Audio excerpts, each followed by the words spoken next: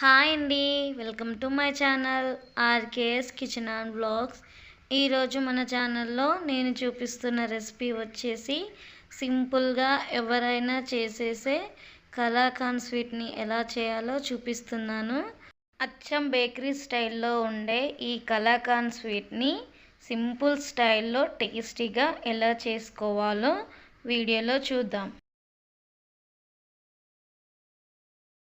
ముందుగా ఒక కడాయి పెట్టుకొని అందులో ఒక హాఫ్ లీటర్ చిక్కటి పాలు వేసుకోవాలి. ఈ పాలను హాఫ్ క్వాంటిటీ వచ్చేంత వరకు గరిటెతో కలుపుతూ ఉండాలి. ఈలోపు మనం ఒక మిక్సీ జార్లో 10 జీడిపప్పులను 2 యాలకులు వేసి పేస్ట్లా పట్టుకొని పక్కన పెట్టుకోండి. పాలు హాఫ్ క్వాంటిటీ అయిపోయాయి. ఇప్పుడు మనం మిక్సీ పట్టుకున్న జీడిపప్పు పేస్ట్ వేసి కంటిన్యూస్గా ఉండలు కట్టకుండా కలుపుతూ ఉండాలి. పాలు ఇలా దగ్గరికి అయిన తరువాత ఒక చిన్న కప్పుతో హాఫ్ కప్పు షుగర్ వేసుకొని షుగర్ కరిగేంత వరకు కలుపుకోండి.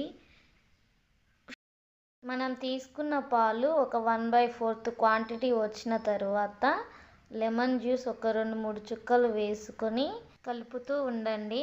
నిమ్మరసం వేయడం వల్ల మనకు పాలు అనేవి ఇలా విరిగిపోతాయి.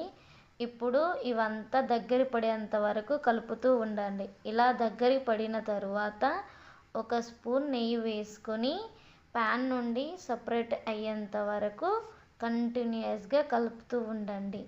ఇలా మనకి ప్యాన్ నుండి సపరేట్ అవుతున్నప్పుడు స్టవ్ ఆఫ్ చేసేసి మనం ముందే నెయ్యితో గ్రీస్ చేసుకున్న కంటైనర్ తీసుకొని మనం ప్రిపేర్ చేసుకున్న స్వీట్ని ఇందులోకి ట్రాన్స్ఫర్ చేసుకొని మూత పెట్టి ఒక 1 అవర్ చల్లారనివ్వండి.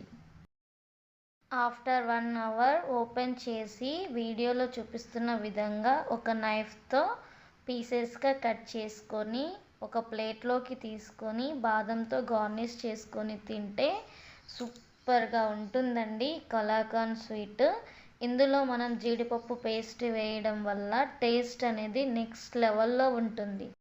ఈ వీడియో మీకు నచ్చినట్లయితే లైక్ చేయండి. అలాగే మీరు ట్రై చేసి ఎలా వచ్చిందో కమెంట్ చేయండి. నా ఛానల్ని సబ్స్క్రైబ్ చేసుకోండి. Thanks for watching.